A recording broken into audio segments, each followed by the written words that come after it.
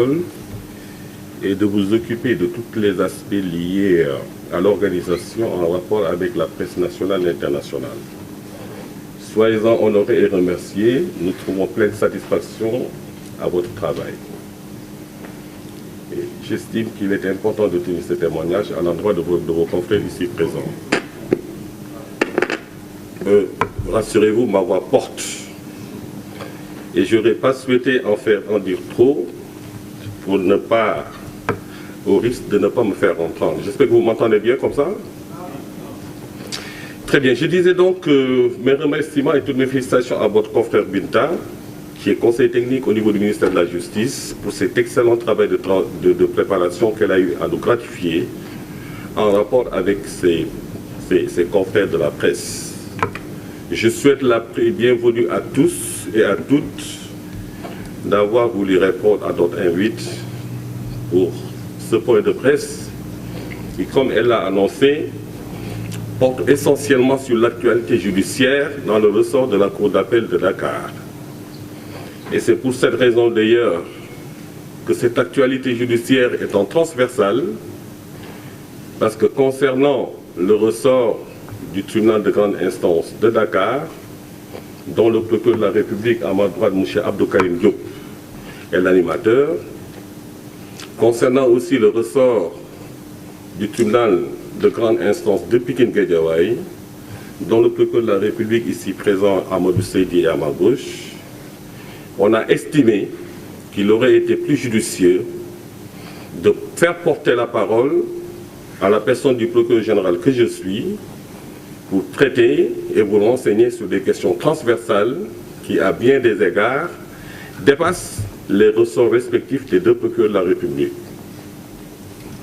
Comme l'a précisé Binta, il va sans dire que c'est un point de presse, parce que vous devez constater qu'habituellement, ce sont les procureurs généraux de ressort qui portent la parole de la justice. Mais les questions à évoquer ayant une nature transversale, il nous a semblé plus pertinent que le procureur général du ressort de la Cour d'appel de Dakar puisse porter la parole.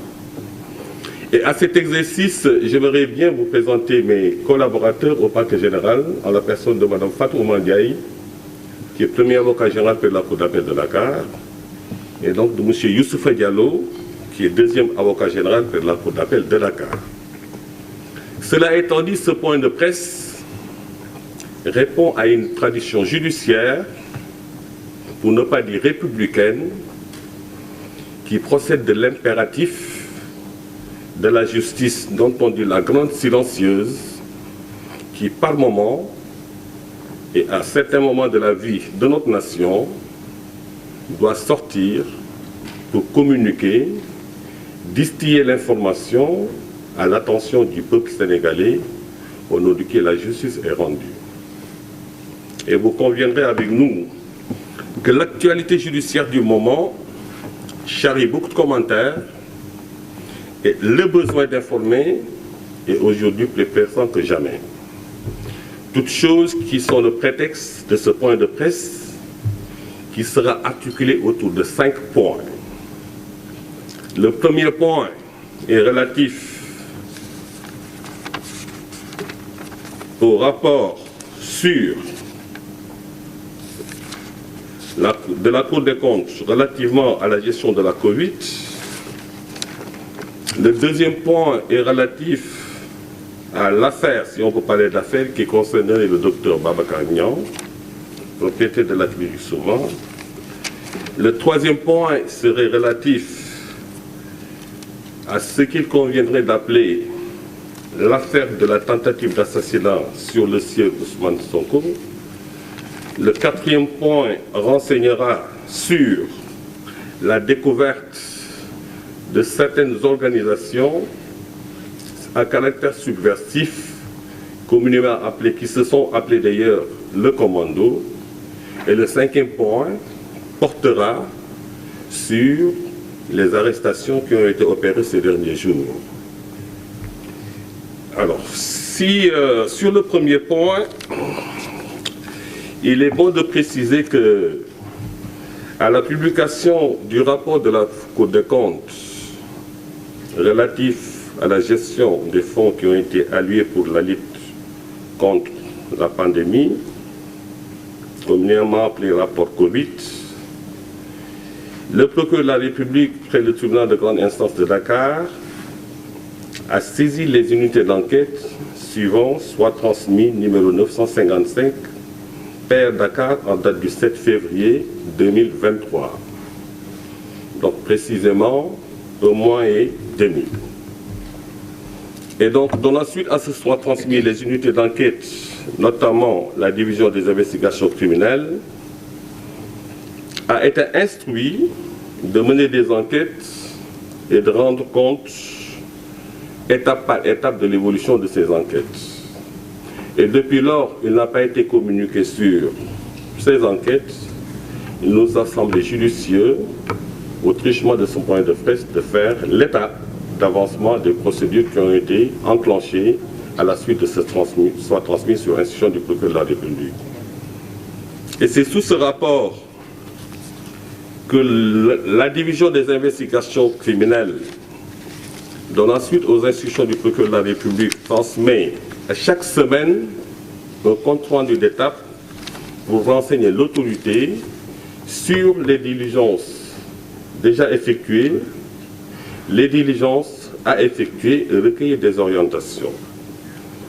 C'est par rapport à ça que certain nombre d'actes d'enquête ont été menés relativement au ministère de la Jeunesse. Les derniers actes concernent l'audition de Samba Fall, directeur de Kipronet. Ensuite, Djibril Khan, directeur général de Ecoplast, a été entendu. Ladam Fatoussi, directrice de Setraf, a été entendue. Koudia Ndiaye, directrice de Kermourtada, a été entendue. Mamadou Sen, directeur de la société Kausara Business Service aussi, a été entendu. Et toutes ces éditions ont été effectuées dans la semaine du 20 au 24 mars 2023.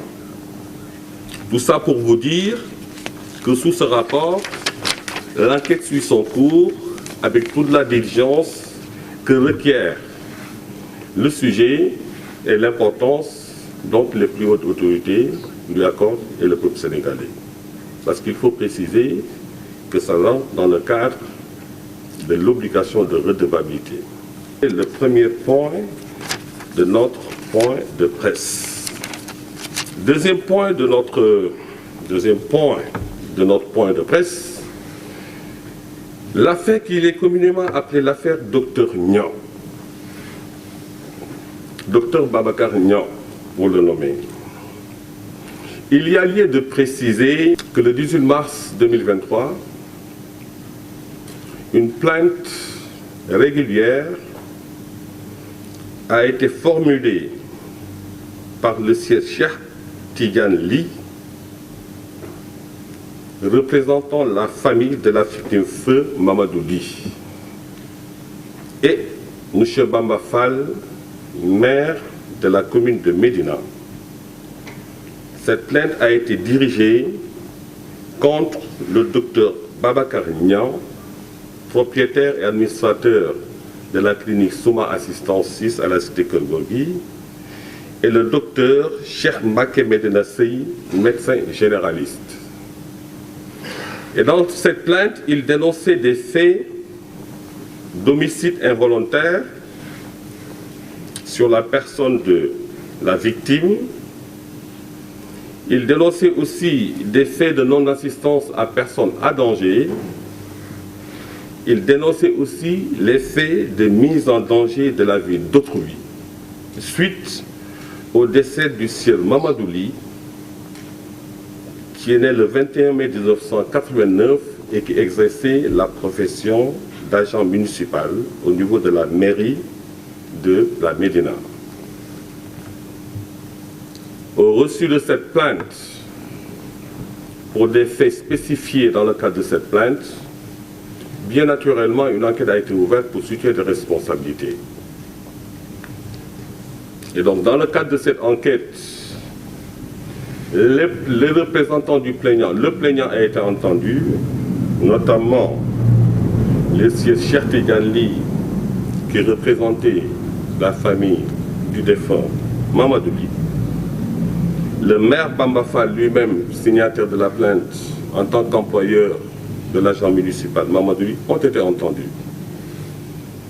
Et ils ressortissaient de leur enquête des faits susceptibles de constituer des présomptions graves et concordantes pouvant justifier la poursuite de l'enquête à l'encontre des personnes susnommées le docteur Babacar Niang et le sieur Cheikh Mbacké Madina Sey, médecin généraliste. Donc à la suite de ça, une enquête a été ouverte basée sur cette dénonciation sous forme de plainte régulière et contre personne dénommée, à savoir le docteur Babacar Niang, propriétaire de Souma Assistance, copropriétaire même je dirais parce qu'il a su avec son épouse, et le docteur Cheikh Mbacké Madina Sey, médecin généraliste. Les plaignants ont été entendus, des témoins ont été entendus.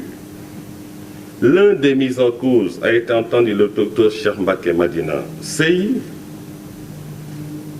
et l'impératif d'entendre le docteur Babacar Niang était justifié par les nécessités d'enquête. Parce qu'il faut le préciser, être mis en cause ne veut pas forcément dire être coupable. L'enquête a ceci, je dirais, d'impartial, parce que c'est le prétexte ou l'occasion de permettre aux mises en cause de donner sa version objet des faits dénoncés et d'avoir l'occasion, judiciairement, dans le cadre d'une enquête régulière, de se disculper. Donc vous noterez que ce n'est pas que systématiquement une personne fait l'objet d'une plainte qu'il est automatiquement coupable. Ce n'est pas que systématiquement une personne fait l'objet d'une plainte ou de poursuite d'audition dans le cadre d'une enquête préliminaire que la conséquence évidente en a tiré, c'est qu'il fait l'objet d'un traitement pour quelque motif que ce soit. Donc je disais tantôt que la plainte a été déposée le 18 mars. Les enquêteurs de la sûreté urbaine ont pris sur eux de convoquer le docteur Babacar Niang. Ce dernier a extirpé de son absence du ressort de la cour d'appel de Dakar pour solliciter que son audition soit différée le lendemain, 19, requête à laquelle les enquêteurs ont accédé. Le 19, convoqué à nouveau, le docteur Babacar Niang a laissé entendre qu'il était en déplacement dans le Fouta, particulièrement dans le village de Médina Ndiagbé. Et invite lui a été encore fait de venir déférer à la convocation, eu égard aux nécessités d'enquête, parce que sa déposition demeure essentielle pour situer les responsabilités dans cette affaire. Le 19, le docteur Babacar Niang avait promis de déférer à la convocation des enquêteurs le même jour, parce que Fouta, Médina Ndiagbé serait à 90 km ou 91 km après Saint-Louis. Le 19, le docteur Babacar Niang ne s'est toujours pas présenté. Toutes les personnes mises en cause ont été entendues, notamment le docteur Cheikh Mbacké Madina Sey. Le 20,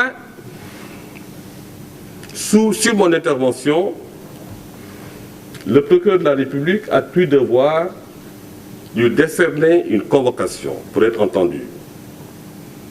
18, 19, 20, 3 jours de suite, le docteur Babacar Niang, étant dans le territoire national, n'a pas daigné déférer à la convocation ou à l'invitation que les enquêteurs lui ont fait. C'est sous ce rapport qu'à la date du 21 mars, instruction a été donnée par mes soins, avec l'accord du procureur de la République, à la sûreté urbaine, de décerner un avis de recherche et d'interpellation par la sûreté urbaine. L'avis a été décerné, la réquisition a été faite par la sûreté urbaine, visée par le procureur de la République et transmis à la Légion Nord. C'est ce qui a permis aux éléments de la brigade de recherche de la Légion Nord, donc Saint-Louis, d'aller l'interpeller à 91 km de Saint-Louis dans un village qui s'appelle Medina Ndiaye.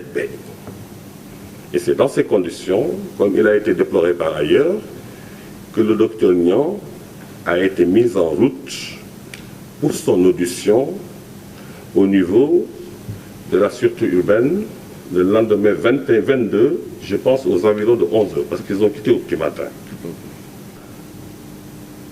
À 18 h. La famille s'est acquittée des honoraires inhérents à l'opération envisagée et depuis 18 h, la clinique a reçu d'autres patients qui apparemment ont été l'élément déclencheur de la négligence sur la victime Mamadouli. Mais en tout état de cause, l'enquête a pu établir que depuis son évacuation à la clinique, son pronostic vital était prononcé. De 18 h pour le moins, je dis bien pour le moins, parce que 18 h est l'heure à laquelle il avait fait le scanner et que l'éventualité de le référer à l'hôpital principal pour une intervention pour le sauver était une nécessité. Tout ce que je dis est renseigné sur procès verbal régulier et sur les auditions à la base des constatations. Depuis 18 h jusqu'au lendemain à 17 h, Mamadouli était laissé en rade à la clinique. Il n'a été consulté par aucun médecin, il n'a été soulagé par aucun sage-femme, encore moins des aides-soignants. Se tordant de douleur, gémissant. Et c'est dans ces conditions que sa famille a exigé du corps médical que leur patient leur soit restitué pour son évacuation à l'hôpital principal où il pourrait espérer lui sauver la vie. Et cela m'amènerait à passer au troisième point de notre ordre du jour, qui est ce qu'il est convenu d'appeler l'affaire tentative d'assassinat du sieur Ousmane Sonko, ou sur le sieur Ousmane Sonko. Donc, à la faveur des événements du 16 février, du 16 mars 2023, il a été relayé par beaucoup de médias de la place et sur les médias en ligne que le sieur Ousmane Sonko, citoyen sénégalais, aurait été victime d'une tentative d'assassinat. En d'autres termes, que des personnes non identifiées auraient tenté de porter atteinte à son intégrité physique. À son intégrité physique, je dirais même à sa vie. Tentative d'assassinat plutôt que de tentative de meurtre, parce que le meurtre peut être un homicide volontaire, un homicide involontaire. Par contre, l'assassinat procède d'une préparation, d'un plan et d'un stratagème préalablement mûri, réfléchi et exécuté froidement. Et donc vous comprendrez que, compte tenu de la gravité des faits dénoncés, en toute responsabilité, le procureur de la République près le tribunal de grande instance en place de Dakar s'est autosaisi et a instruit les enquêteurs de la sûreté urbaine d'ouvrir une enquête exhaustive et approfondie sur cette tentative d'assassinat qui aurait été relayée et dont l'opinion dans son ensemble s'émeut, d'autant plus qu'il porterait sur un Sénégalais, citoyen sénégalais du nom de Ousmane Sonko. Et c'est ainsi qu'une enquête a été ouverte, confiée par le procureur de la République à la sûreté urbaine. Et l'enquête a permis naturellement aux enquêteurs de se saisir, d'identifier toute personne, saisir tous objets et perquisitionner tout lieu. Bref, au total, poser tout acte d'enquête prompt à renseigner l'autorité sur cette tentative d'assassinat dont serait victime le sieur Ousmane Sonko. Et c'est ainsi que sans tarder, ils ont exploité une vidéo qui a été partagée sur les réseaux sociaux, en fait sur les supports de médias en ligne, et vidéo sur laquelle il a été aperçu une personne qui porterait un capuchon avec un sac à dos aux couleurs qui pourraient être prêtées à confusion avec l'accoutrement ou l'uniforme de nos forces de défense et de sécurité. La vidéo exploitée, la personne ciblée dans cette vidéo a été identifiée et répondue au nom de Yargassi. Des recherches entreprises pour le localiser ont permis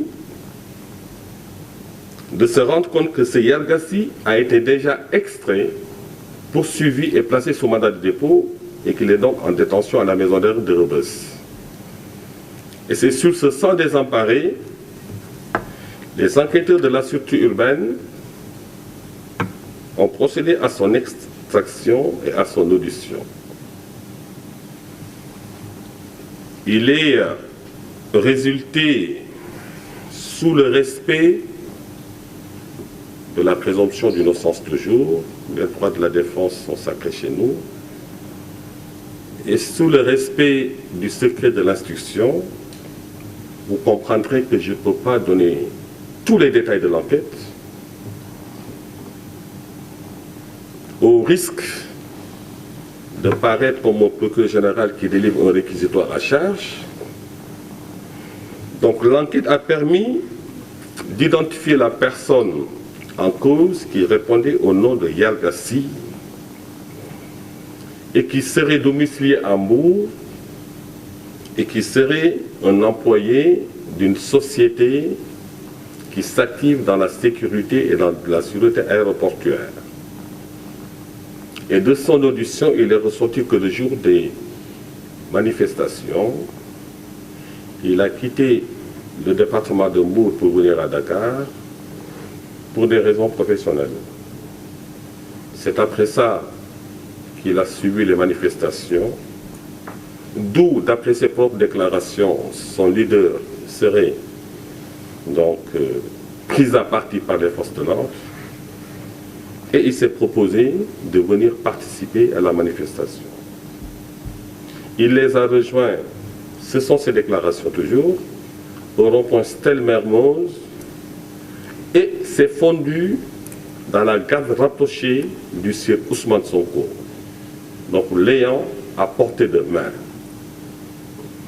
Et c'est donc sous ce rapport que dans leur pratique, pour se protéger contre les effluves des grenades lacrymogènes, ils ont l'habitude de se prémunir de bouteilles de vinaigre qu'ils ont tendance à asperger dans des mouchoirs ou en tout cas du tissu pour un tout petit peu amoindrir les effets de la fumée qui proviendrait des grenades lacrymogènes.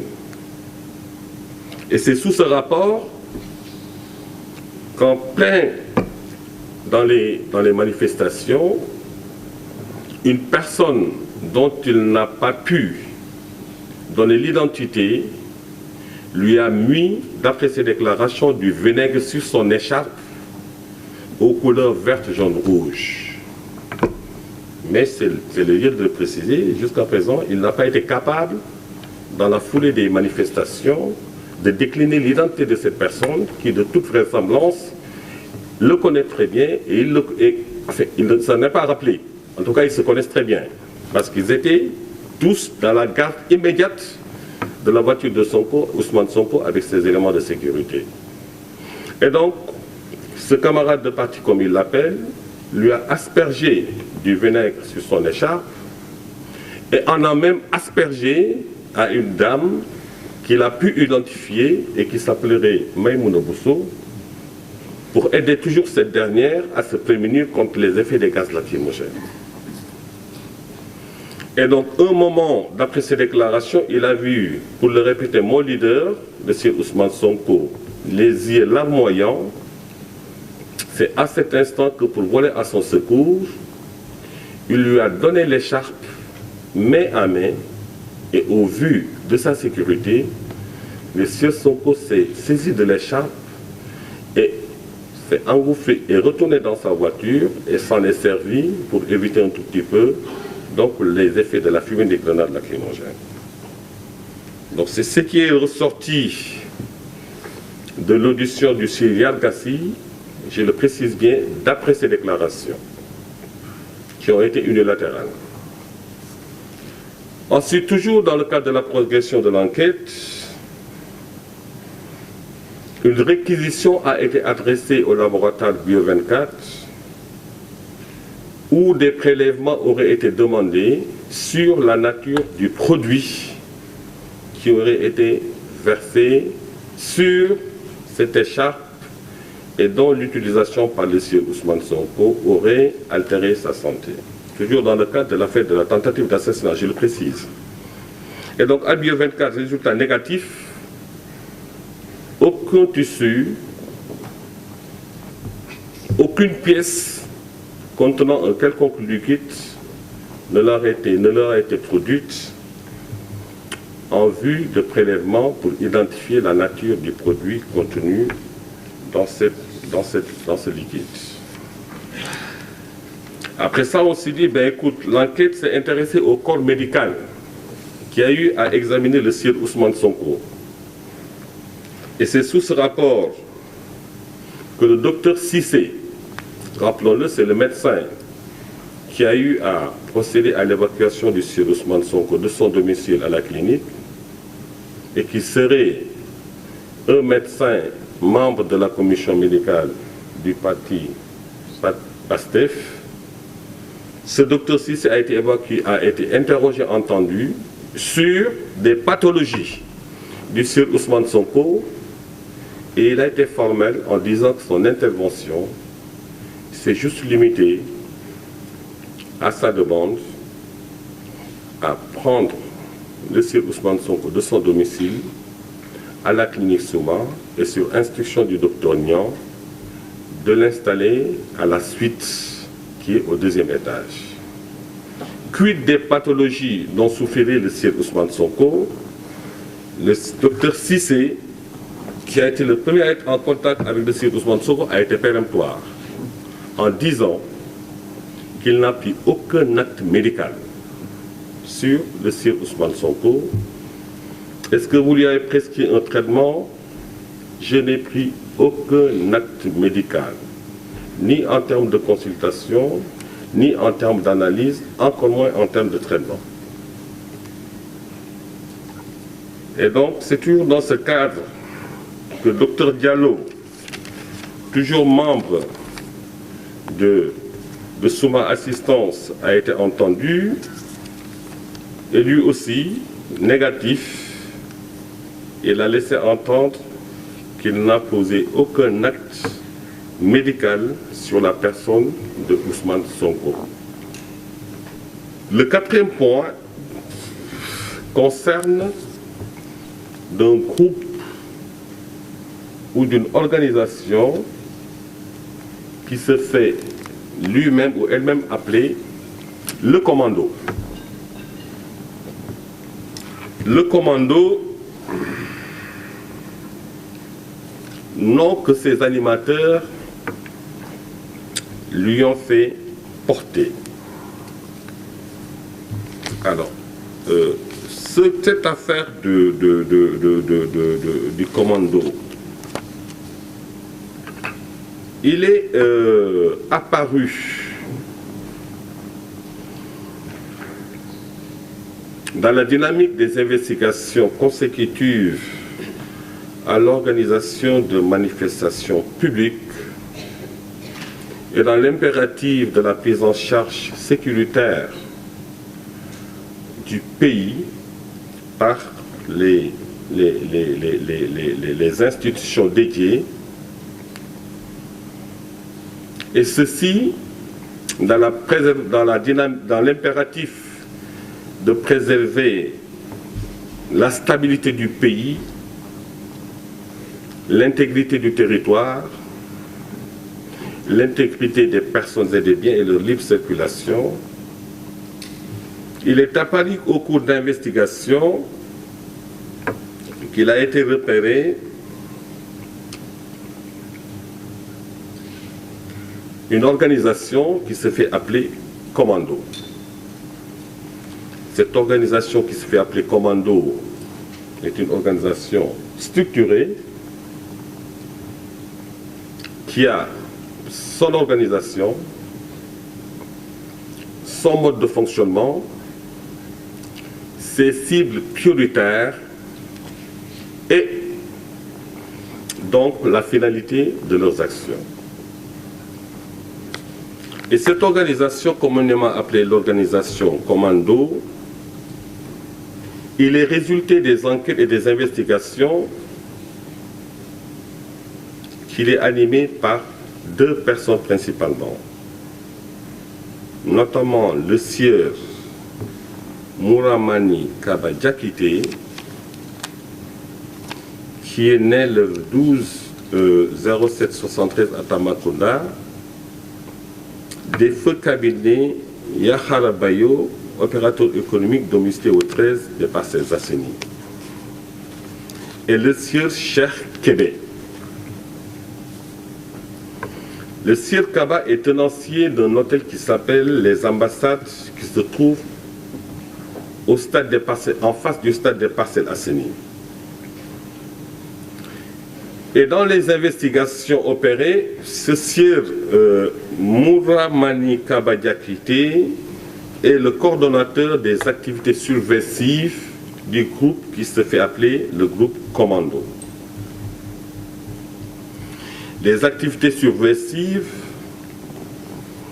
allant à la confection d'agents explosifs, à la convection de fumigènes, à la convection de cocktails Molotov, et tout ça en rapport avec l'appui déterminant d'un nommé Famara Mané, alias Nyancho, qui est un ancien commando de l'armée sénégalaise.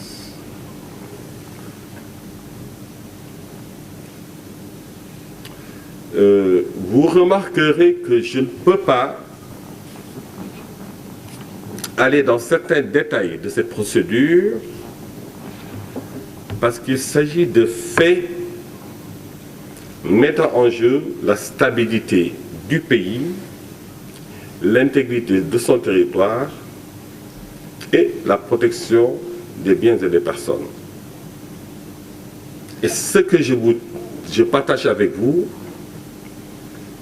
il est résulté des investigations qui ont été menées par les chevronnés enquêteurs et consignées sur procès-verbal régulier.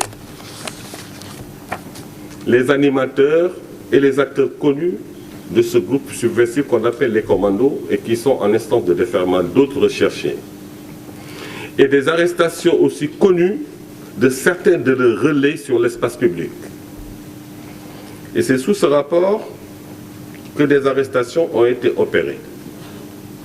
Arrestations déjà, fort heureusement, qui concernent les animateurs du commando, notamment le sieur Mouramani Kaba Diakité et le sieur Cheikh Kébé qui anime le groupe opérationnel.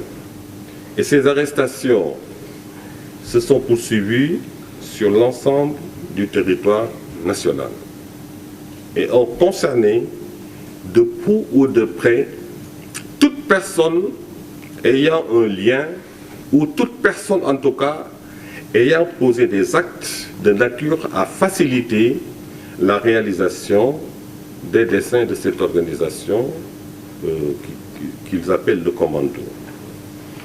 Beaucoup de personnes ont été arrêtées pour des délits divers, participation à des manifestations non autorisées, manœuvres insurrectionnelles, donc voilà, et atteinte à la sûreté de l'État sur le fondement des articles 80 et 139 du Code de procédure pénale. Et je vous le disais tantôt,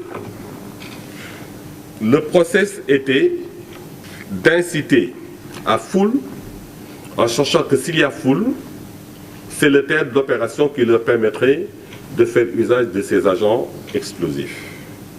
Et donc, je le disais tantôt, c'est sous ce rapport que des enquêtes ont été commanditées sur le ressort de la Cour d'appel de Dakar, donc le ressort du tribunal de grande instance de Dakar et du tribunal de grande instance de Pikine-Guédiawaye, et certaines personnes ont été interpellées. D'ailleurs, je me plais de peut-être revenir sous le régime de ces arrestations. Il y a l'interpellation en cours de déferlement d'éléments particulièrement subversifs. Ils sont actuellement entre les mains des enquêteurs. Il s'agit d'un nommé Mamadou Djemé. Mamadou Djemé qui se réclame, d'après lui-même ses propres déclarations, membre du mouvement des forces démocratiques de la Casamance, MFDC. Et ce Mamadou Djemé serait l'organisateur de toutes les manifestations violentes du parti PASTEF à Bignona. Et dans cette entreprise, il serait en lien avec d'autres individus qui sont recherchés dans le cadre d'un groupe, du groupe dit Commando PASTEF, de PASTEF, notamment des anciens militaires présumés, dont Sébastien, le gérant de l'entreprise Sinaï, dont j'ai fait référence tout à l'heure. Et aussi l'arrestation de Goudiaby, communément appelé RPG, qui est un ancien membre du bataillon des parachutistes et qui aurait intégré le mouvement des forces démocratiques de la Casamance après son service militaire, MFDC. Mamadou Djemé est chargé de procéder à des recrutements d'anciens militaires pour mener ces opérations insurrectionnelles. Il habite le village de Sindia, proche de Bignona. Il a eu à organiser les manifestations du 14 et 16 mars à Bignona, mais il se camoufle dans la masse. Il se présente, Mamadou Djemé, comme le responsable des affaires mystiques de Ousmane Sonko. Il avait prévu, justement, de se rendre à Dakar dans le but de planifier avec son groupe des manifestations dans le cadre du procès du 30 mars où il compte impliquer des combattants du MFDC. Et c'est ce Mamadou Djemé et avec RPG qui ont été interpellés sur la VDN, voie de dégagement nord à Dakar, près du siège de PASTEF. Quand ils ont été interrogés sur le procès verbal, ils ont déclaré, Mamadou Djemé, qu'il est né le 5-5-68 à Cafés Bignona, de Fali et de Awasabi, se disant manœuvre de milice à Dalifort, et il a déclaré n'avoir jamais organisé des manifestations. Mais ce qu'il y a lieu est n'avoir jamais été à Bignona. Mais l'exploitation de sa géolocalisation et de son téléphone en sa présence l'a convaincu de se rendre à l'évidence où il est établi qu'il était dans la zone des manifestations à Bignona. Et en ce moment seulement, il a lui-même fini par admettre son rôle dans le cadre de ces manifestations violentes. Il a également noté que la cible était souvent dans les zones de conflit des rebelles du MFDC, particulièrement à la frontière avec la Gambie. Notons toujours qu'il est membre du groupe Commando. Il est de la zone sud et est venu en renfort à Dakar dans la perspective des actes subversifs qui devaient être posés en vue du 30 mars. Lui-même a déclaré qu'il est en charge de la massification et de l'organisation de PASTEF Tengouri.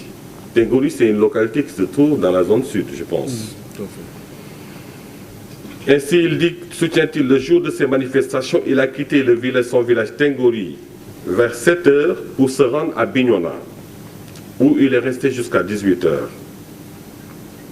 Selon lui, cette manifestation avait été planifiée à travers le groupe WhatsApp appelé PASTEF Tengouri, avec les nommés Youssouf, Khadisane, Idrissa Sagna, Aliou Badji, coordonnateur du PASTEF à Tengouri.